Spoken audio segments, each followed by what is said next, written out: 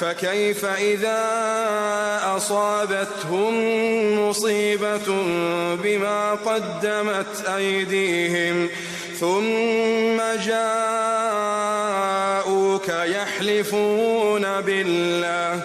يحلفون بالله إن أردنا إلا إحسانا وتوفيقا.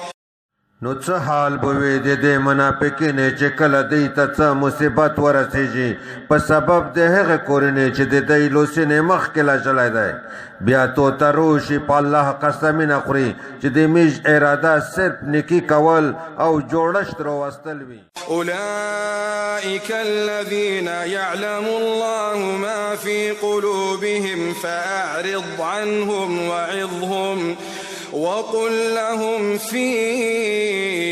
أنفسهم قولا بليغا.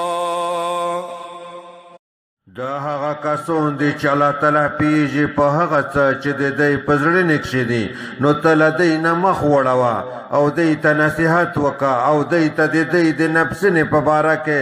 ښه اثر کوونکې خبره وکړه. وما أرسلنا من رسول إلا ليطاع بإذن الله ولو أنهم إذ ظلموا أنفسهم جاءوك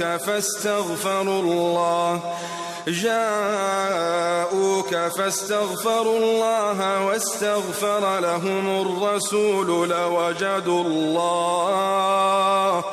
لوجدوا الله توابا رحيما.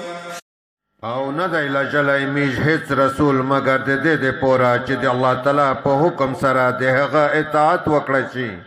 او که په رښتیا دی په هغه وخت کې تو ته راغلی وای چې دوی په خپل ځانونو ظلم وکړه بیا یې د الله تعالی نه بخښنه غوښتې وای او د دوی دپاره رسول هم بخښنه غوښتې وای نو خامخا دوی به الله تعالی